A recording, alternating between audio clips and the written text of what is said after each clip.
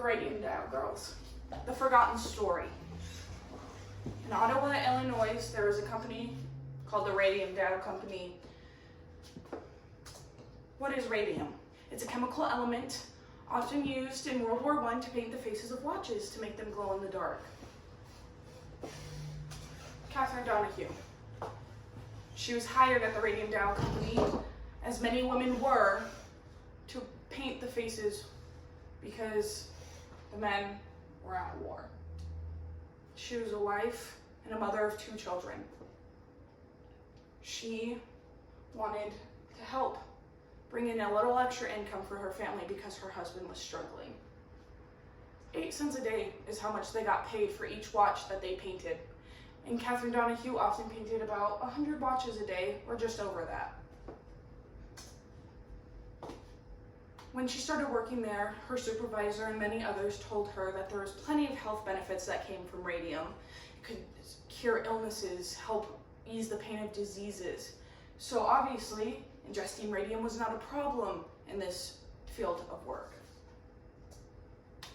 Painting watches. They used a very specific method called the lick and dip method. They would twirl the paintbrush in their mouth until it made a fine tip, and they would paint it, dip it in the paint, and paint the watch faces. Because of this, they were often ingesting this radium, and they often would glow in the dark because of it. They thought it was the coolest thing, and they would also paint themselves so they could turn off the lights and glow in the dark and make fun of each other.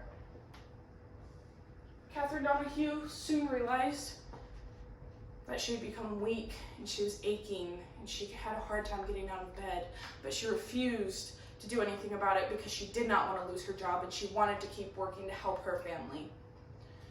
So she did as many people did, and she went to the company doctor. The company doctor told her to take some aspirin, but she assured him that it was much more than just aches and pains, that she could feel something inside of her that wasn't right. And she told many people about it, and many didn't believe her. And she continued to glow from the inside. The radium dial doctor, again repeated and said, take some aspirin.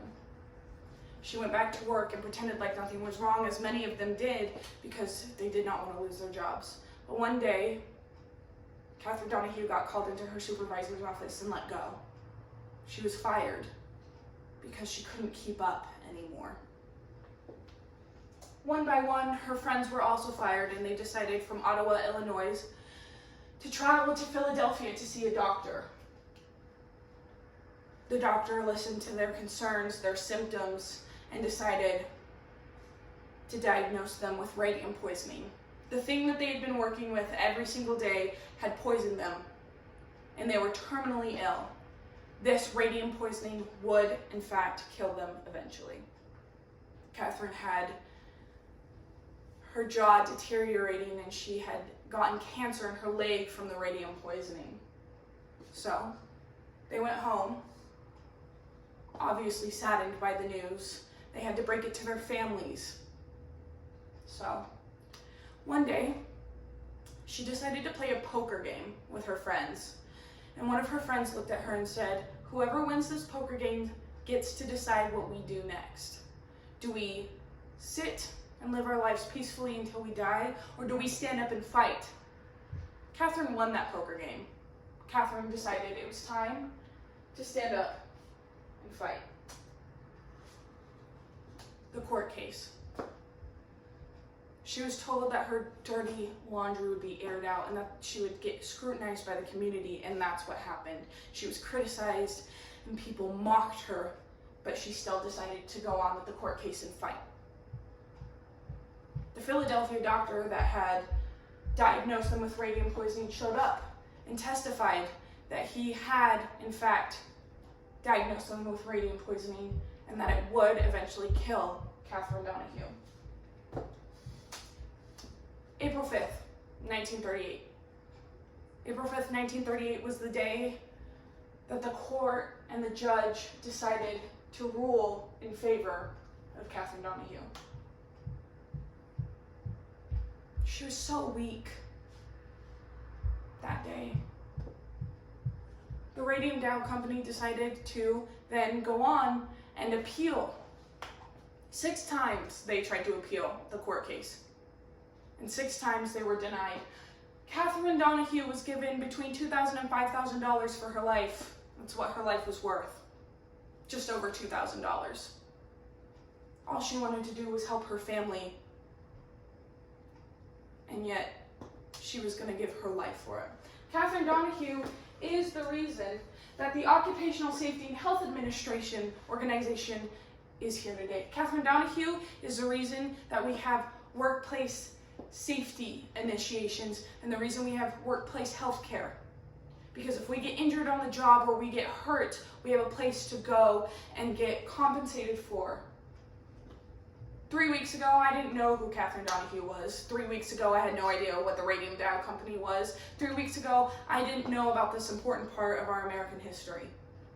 I wasn't told about it. I wasn't taught about it. But I needed to know. I needed to know that this had happened and there was thousands of people that had given their lives for it. And that people got away with it at first. But because of Catherine Donahue,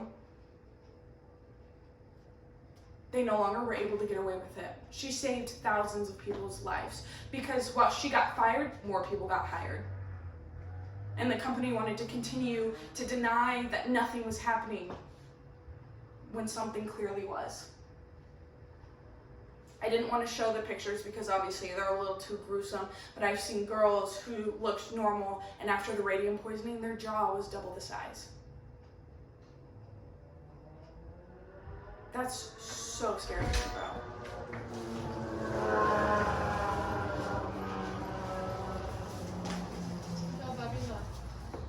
Huh? Bathroom hall.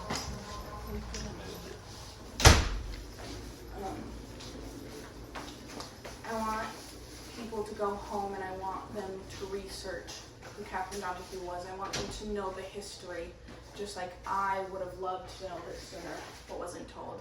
I need people to talk about this, to learn about it, to educate others, because it's important for us to understand and realize.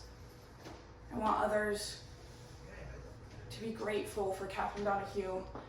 I want others to be grateful for the sacrifice she gave and for the people that she saved, because she saved possibly you and she saved possibly me.